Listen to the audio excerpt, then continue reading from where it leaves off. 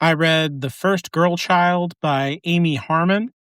This is a reread for me. It is a historical fantasy. It has magical elements and stuff, and it's set in a kind of Viking type of world. There are references to like the god Odin and Loki and stuff like that. There are magical runes and priests and different raiding clans and all of this kind of stuff. And I think there are references to like real places that existed in history, but it's not about any particular era. And some of the elements are like completely made up. So it's not like historical in the sense of like it's set in a particular, battle or war with real historical figures, and things like that. And as far as I know anyway. And the story is, I guess, kind of about a guy named Bear who we meet his mother and his uncle before he is born. And I'm always a sucker for this in fantasy when we get to know like the people before the main character is born and we follow like from birth. And I really like for the whole story to like continue until they also die. And then you see a little bit after that. I don't know. That's like a thing that I'm really into. That doesn't happen in this story, but we do get the before he is born part. Anyway, his mother goes to his uncle, who is a priest in this kind of cloistered order of only men. They're not Christian. They like worship Odin and stuff. And she tells him that this clan chief got her pregnant and she is gonna have this baby, but he doesn't want anything to do with her. He's not interested in, like having a loving relationship with her or whatever. And he doesn't want the baby. So she's very angry about this. And she's also really hurt, like physically. And she's not gonna survive the delivery, the pregnancy. She's having the baby and she's not going to survive the process. And therefore she sacrifices her life, quote unquote, in a ritual drawing of a rune and uses her blood to draw the rune that lays a curse on all of the clans, but simultaneously gives a blessing and a boon to her son. And then she dies. And her brother or the uncle of Bear, the main character, his name is Dagmar, I guess delivers the baby and then has to like beg the head priest Ivo to allow a baby to be part of their monastery or whatever. And he's reluctant, but eventually he agrees and they find a way for him to get fed from a nursemaid in the nearby town. And he's named Bear. His mother named him. And the magical boon that he's given is that he has kind of like supernatural strength. He's just very powerful. And the curse that was laid on all of the clans is that no one in the clans will be able to have girl children. And then there's a prophecy that Bear will be the salvation of the clans. And so the rest of the story plays out, like in the kind of way that a fantasy does, where we're going to do the twists and turns of trying to avoid the prophecy, and that causes the prophecy to happen, and people trying to outsmart the curse that's laid on the society in the ways that also engineers the very fate that they're trying to avoid, and secrets come out and all of this kind of stuff. So shortly after everything gets settled with the baby being raised by the monks, the king of all of the clans, they have one king for all of the clans, and then each clan has a chieftain. The king dies, and they need to have a new king. And the head priest wants to make Bear the head, that makes him he wants him to be the king. I don't know why I can't say this. Because he feels like that's going to fulfill the vision and the prophecy that he had. And they can already tell that he's like supernaturally strong. He's like 7 years old at this point. And he also has like a stutter, but he's very thoughtful because of that. And he's very like, he has a lot of humility. And so his great strength doesn't become something that like gives him a deep privilege where he kind of rides roughshod over people. Instead, he's very careful in the words that he chooses. He listens very carefully. He thinks about what he's going to say very carefully. And so it kind of like balances out the blessings that he has had. And all of the priests can see that he obviously, there's something like magical about him. He has a blessing from the gods. And Dagmar knows who Bear's father is. Banrud is the chieftain's name. And he threw away, his sister and didn't want to make a family with her because he's a chieftain and he already has a wife, and that would just like mess up his whole situation. It's not worth it to him. But he doesn't tell anybody else who the father is, because then the, Bear would be raised by his father's clan. And it feels like that would be the wrong choice because he was so cruel to Bear's mother. So Dagmar wants to keep him close, and he does a good job of being surrogate father to him, and he really loves Bear, and Bear loves him. But anyway, to get back to this whole king thing. So the reason that I bring all that up is that, Ivo wants Bear to be the king, but he's very, very young, not experienced, and he doesn't have a clan. And usually the way that the succession works is each clan gets a turn at being the king. And when your king dies from your clan, then it moves to the next clan. And it doesn't matter how long your guy got to be king. So maybe somebody's king for 20 years or 20 days. Like however that works is how it works. And so the clan that has the next turn is Banrud, his clan. So he's the chieftain of this clan. And Bear's father, Banrud, is the guy who's next up to be king, basically. But Ivo feels like he's not the guy for the job. He's going to do a bad job at it. And that they are the ones who pick the king. These priests called keepers, they're the ones who pick the king. And so they are allowed to pick Bear if they want to, and everybody's just got to like accept that. And you can kind of see, I think, that like because Bear is the son of Banrud, that he is even from the correct clan, quote unquote, for the succession. So him being picked would be legitimate. It would follow the rules of the society, but nobody knows that except for Danrud. And he's not going to, Dagmar, sorry, and he's not going to tell anybody. And even Bear doesn't know who his father is. But all of the priests kind of like go along with Ivo. They're like, yeah, you're right. Obviously, he's touched by the gods. He's magical. You had a vision about him. There's a prophecy. Sure. Like, let's make him the king. It's going to be weird. The clans might not go along with it, but whatever.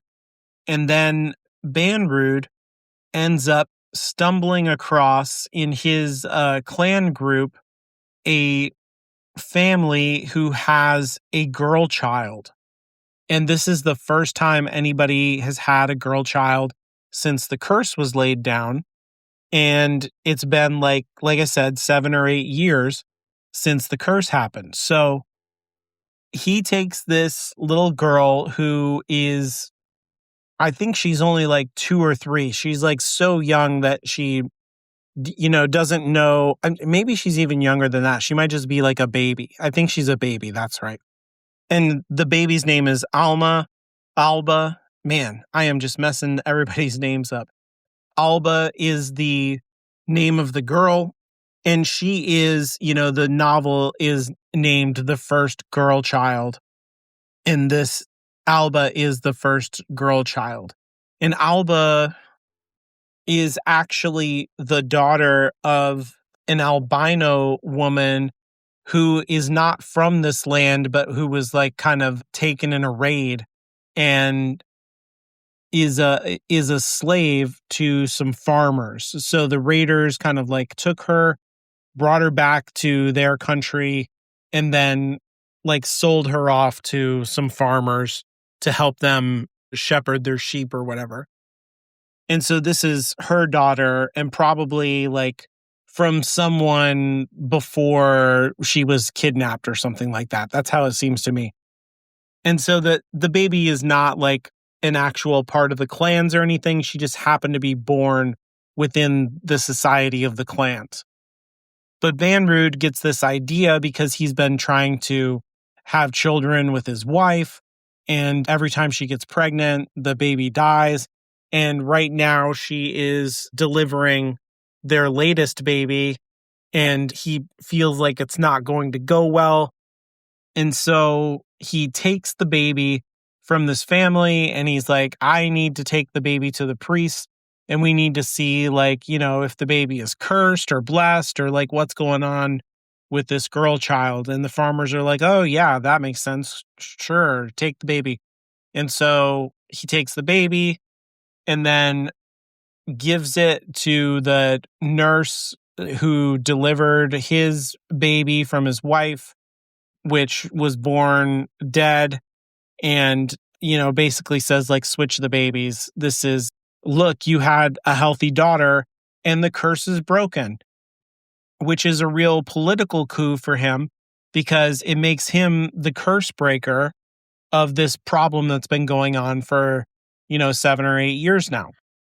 Right at the time when they're picking the king, and it's his kind of turn to be the king. And so this really like changes a lot of the priests' minds. They're like, oh, wait a minute, there's this child bear who's touched by the gods, and sure, yeah, he should be king. But now there's this other guy who broke the curse. That seems more significant. He's already a proven leader. He's a formidable warrior. Like, he should be king instead. Like, that makes way more sense. And so that is what ends up happening. Banrud is made king, and Alba is now a princess. And to cover his tracks with the farmers and get rid of the albino woman who was the mother to Alba, he orders that the farm, like everybody be killed on the farm and the place be burned down, because he claims that there was like a plague there or something. That's what he tells his warriors, and they go and do the dirty business. Except that the albino woman, who calls herself Ghost, has followed Banrud to where the keepers are and where her daughter is, to try and get her baby back. And so she's not there to be killed. And it ends up that she takes sanctuary with Dagmar and the keepers, and she becomes like their shepherdess for their flocks.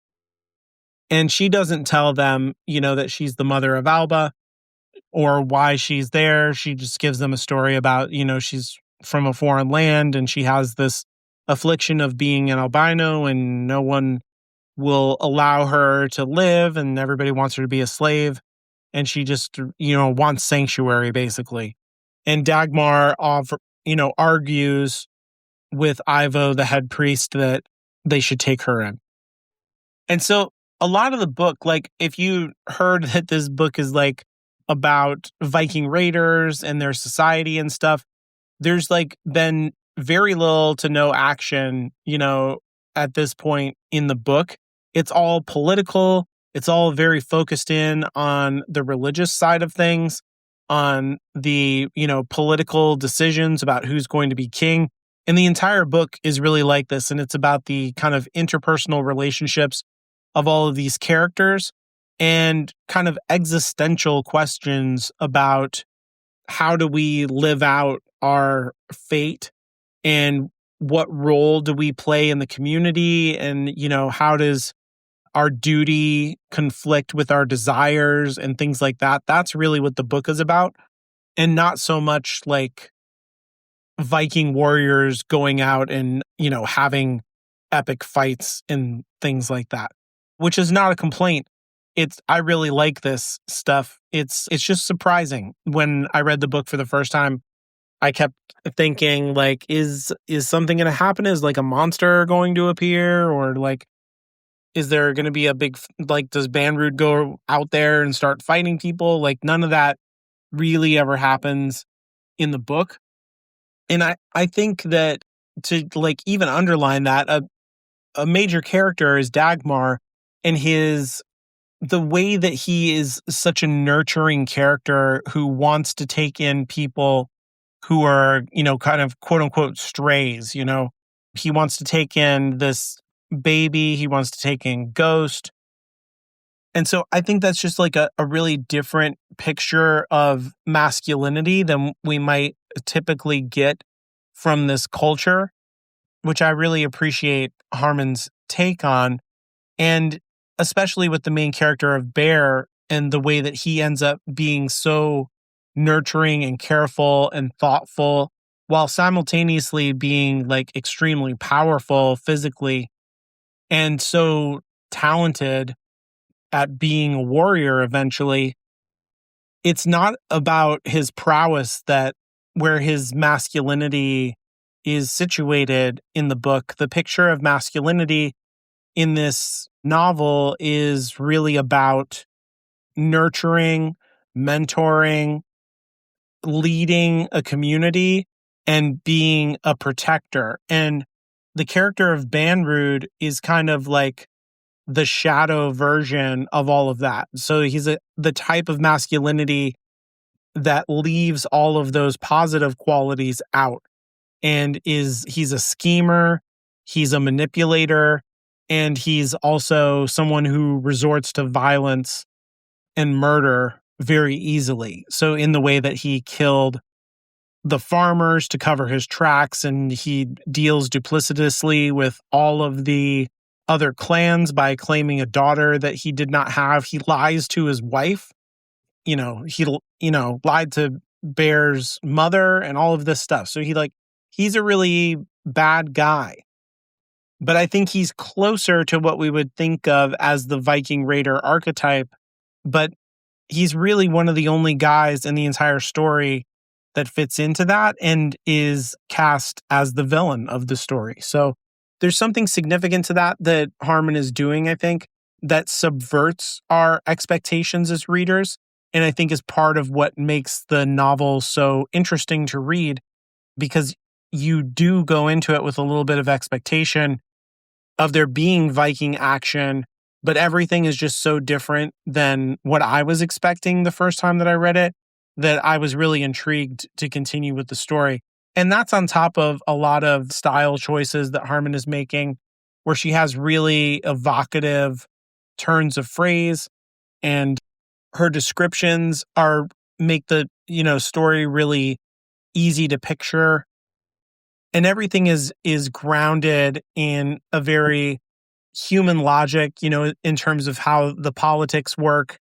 And then she draws attention against that with a very realistic emotional poignancy, I think, that I'll get into more as I continue with the story here. But people's desires kind of grate against their political duty a lot of times in the story. And that's where a lot of the pathos comes from. So anyway, Banrud is the king now. Alba is a princess. Bear is the temple boy. That's what everybody calls him as he's growing up in the temple. And Alba's surrogate mother, who she understands to be her mother, like the wife of Banrud, wants to give her an education, teaches her to read, teaches her to do mathematics, and also hands her off to the priests pretty often. And she makes friends with Bear, and they are kind of childhood playmates. But Bear also takes it upon himself to be her protector, to guard her. And she, in turn, I think, guards him because she learns about his crippling stutter that makes it difficult for him to communicate. And she translates for him, where she becomes kind of his voice whenever they communicate with each other. She asks him a lot of yes or no questions so he can just nod his head or shake his head. And then she will kind of elaborate and tell stories where he is kind of the main character of the story. It's very endearing, and they bond over this kind of way of communicating with each other where she's kind of in charge, but she situates him as kind of the main character of all of her kind of fantasy stories. And so Alba is like a storyteller. She's very bossy, which really, fits for a princess. She's very charming. She's described as being like beautiful and very striking, even at a young age. And Ghost sees all this happen, with her daughter, and feels like this is a better life than she could ever offer her. And she's grateful that she gets to, not exactly watch her grow up, but knows that Alba is safe as she grows up. But she does at the same time want to be with her and wishes that she could, be her mother in reality. And so again, that's that kind of tension between doing her duty to Alba to give her the best life possible, but her emotions push against that because it means that she can't really be a part of her life, because Ghost is treated as a freak of nature, and people kind of despise her whenever they see that she's an albino. They're scared of her and they persecute her. And that's something that Alba would be subject to or could be vulnerable for if she was drawn back into Ghost's life. And so she's just not willing to do that to Alba, but it means she can't be her mother. Despite Alba being the princess and like growing up and everything, and Banrud's claim that he has broken the curse, no girl children are born to anybody in any of the clans. And years roll by and nothing really changes on that front. And so the only women that enter into the culture come from the raiders going out to other places, outside of the territory of the clans, and I guess kidnapping women or killing all the men in their community and then bringing the women and children back into the raider community. And some of that was always happening because that's their way of life. But at the same time, now this is the only way that young women come into the clan system. And because of that, women are very rare and valuable. And Banrud realizes that this is a type of like kind of political capital, that anyone who had access to a lot of women or all of the women would be very, very powerful with all of the other clans. And so he makes a rule that all of the clans need to bring all of their women to him, and that they will be kept with the keepers. They'll be kept safe because they kind of belong to all of the clans and not to any individual clan. And all of the clan chiefs are like, "You're crazy. We're not doing that." Like, that's nuts. And then he's like, okay. Everybody kind of symbolically give me one woman then to keep safe. That way there is some chance at some future for the clans, and we know where all the women are and we can keep them as safe as possible. And even then, the clan leaders push back, and a lot of the women that they send are like really old, or they're kind of symbolic donations of women. Like Banrud's wife is set from a different clan, and therefore that clan says like, we already gave you a woman, and she's already at the keep. So there you go. and things like that. So this play by Banrud to consolidate power and have leverage with the rest of the clans by using women works against him politically. This kind of grates against everybody and makes them doubt his leadership. He's also not doing a great job of protecting everyone from the other clans. And like I said, he claimed that he had broken the curse, but the curse persists. And so a lot of doubts swirl around about Banrud's efficacy as a king. And there's something there to me about, kind of patriarchy, controlling women's bodies, fertility, the production of more people for the society, and how that falls to women, but how men are in charge of how it happens, and on like that. But because of the curse and the scarcity of women, the magic there kind of brings out something special that like underlines the real weakness in the patriarchy, or maybe the contradiction, the paradox that sits at the center of it, that it's really women who make the patriarchy possible, and that the necessary component of the patriarchy is women, even though we would tend to think of it as being the source of masculine power in the world. And especially like Viking raiders, like that's a hyper masculine archetype. But this kind of shows the way in which women are essential for making that archetype possible at all. Like they just don't exist if there's not women there to produce them. As Alba and Bear grow, they have this really endearing friendship, like I said, and they grow closer and closer. And there's a real love that grows between them. But they aren't raised as if they're like brother and sister. They're just like very close friends. They're really the only children that are in the keep. And they're both so special and different. And I think their stories are like very close. Harmon is like clearly making, a kind of parallel construction between them in the ways that like Bear's mother is dead, but Alba's mother is alive. And Alba's quote unquote father is actually Bear's father, but her father is someone else entirely. But Bear's actual like surrogate father is his uncle. And so like the parentage of each of them is like all mixed up, but also has to do with like adoptive parents.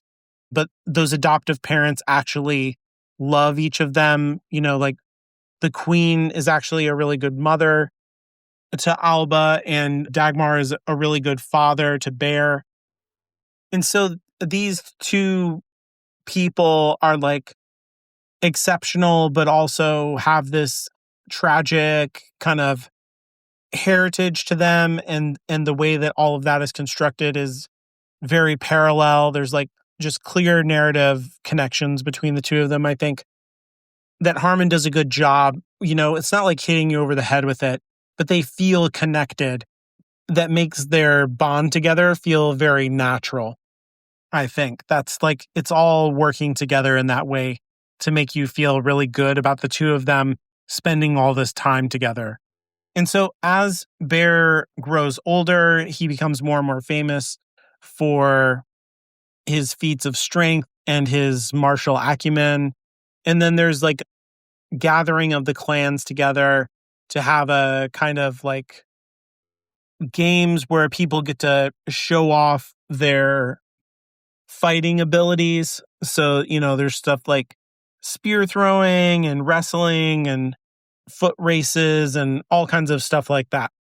And in the midst of all of this stuff, like Bear enters all these competitions and he like easily wins many of them, even though he's much, much younger than the other grown men who have been warriors for a long time. And in the midst of all this, Dagmar's father, who is the leader of his clan, so he's the chieftain of a different clan, the Banyar, or Banrud. See, I'm still doing it. I'm getting everybody's names wrong. He's a different leader of a different clan than Banrud. And so this is Dagmar's clan, original clan. I think his name is Dread, the Dagmar's father. So he would be the grandfather of Bear. He meets Bear, and Bear informs him that, oh, my mother is your daughter. And this is the first that Dread has heard of this. And he's like kind of blown out by it. He's like, what? Like, he's really kind of upset that he didn't have the chance to foster Bear and raise him. And he's a little bit annoyed with Dagmar for keeping him. But Dagmar and Dread don't get along with each other. And that's part of the reason why Dagmar is a priest and not a warrior.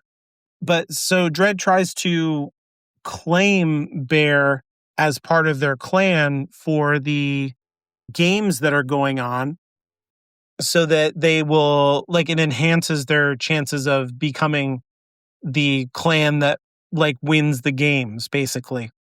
And the king doesn't like the way in which this is going to hurt him politically and help Dread's clan.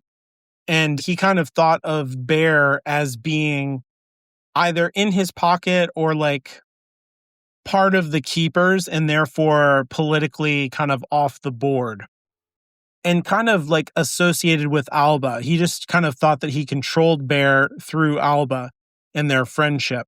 And this kind of like throws a wrench into that whole thing for him in a way that he's not comfortable with. He does not like this.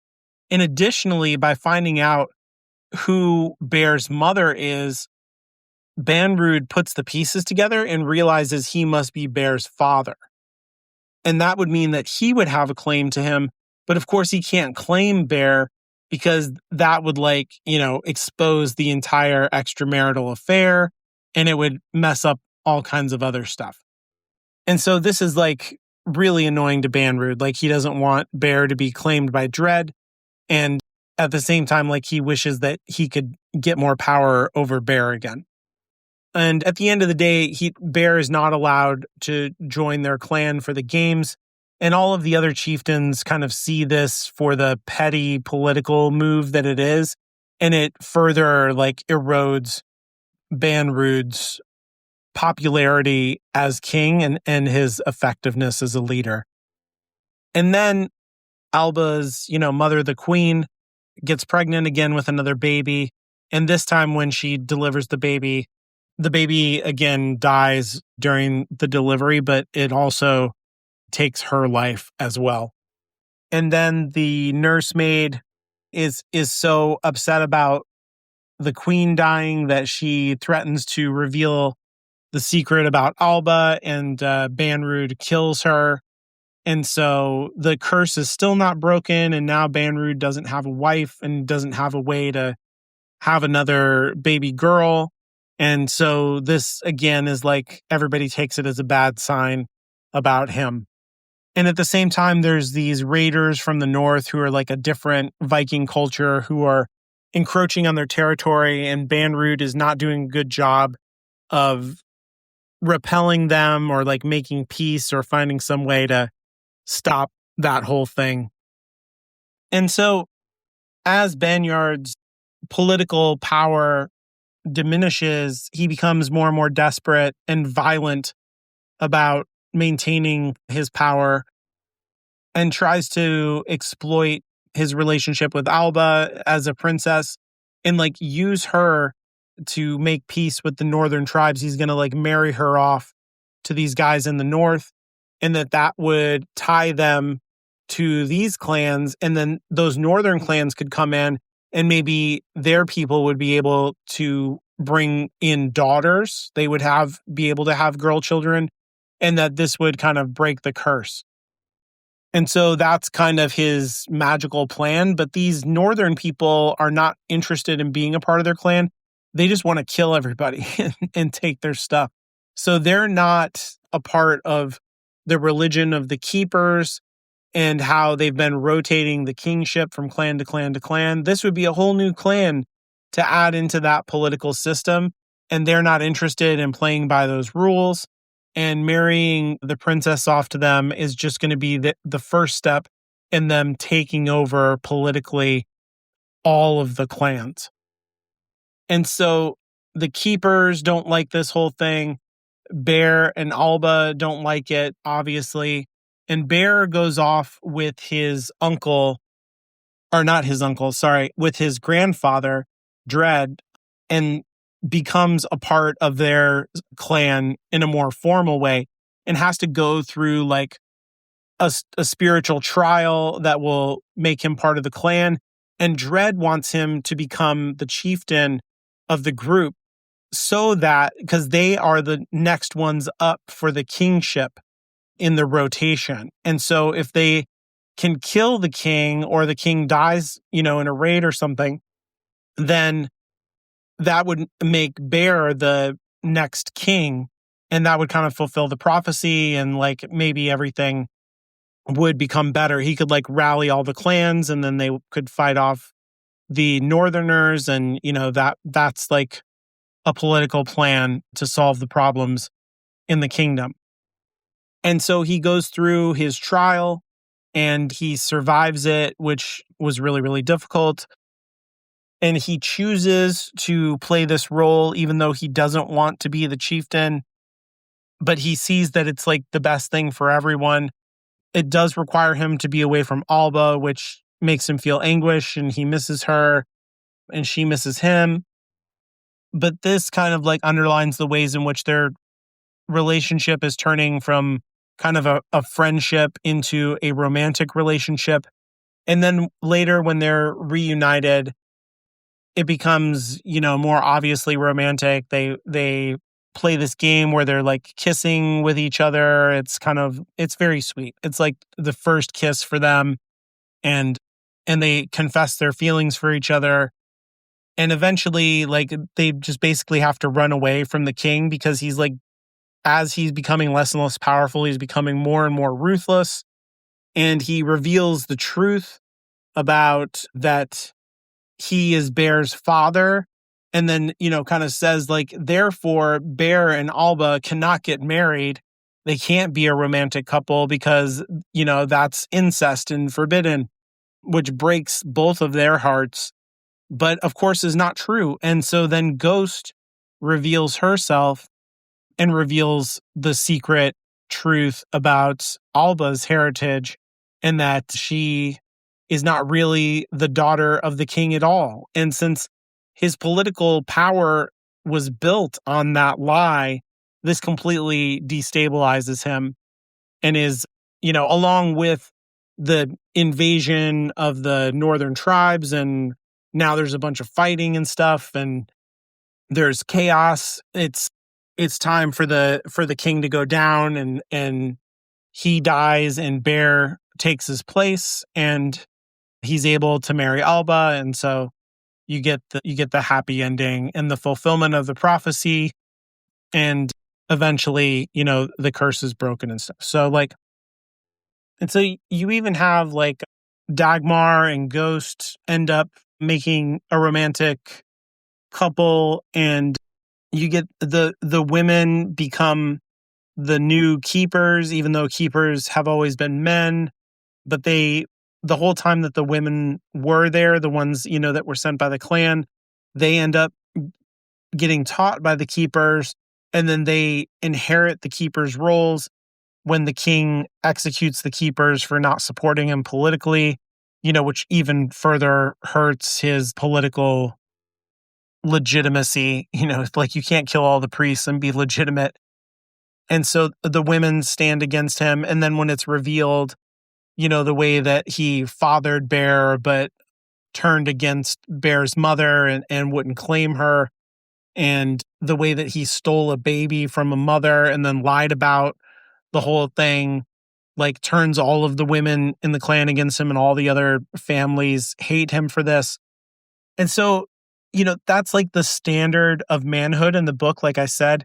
I think that's something that Harmon is really thinking about with this, and part of the reason why she chose the Raider Viking culture and has the hero of Bear, who is not that kind of guy. Like, even though there's some action and violence at the end of the book, and Bear is a part of that, he has a heavy heart about it, and he's not interested in being a leader. He's not power hungry.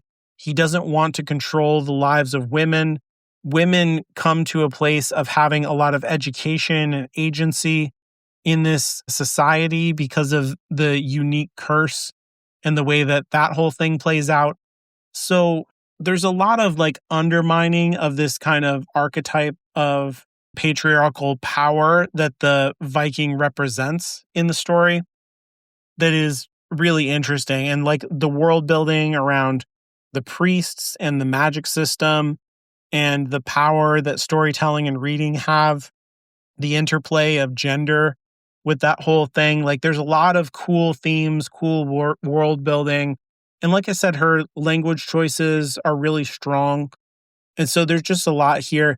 I've read other books by Amy Harmon and I always enjoy them. I think this is the first one of hers that I read and it led me to read other stuff, and she's pretty interested in these themes across her work from what I remember. I know that there's a second book to this as kind of a duology that is another story that happens contemporaneous to this one. I don't think that I've read that book. I don't own it right now if I ever have read it. And so I don't plan to follow up this book with that one. But I can see why she would return to the world because there's like a lot of interesting stuff that she has set up in the society that you could tell a lot of good stories in this setting with this culture and whatnot. So a really interesting book, a good story well told.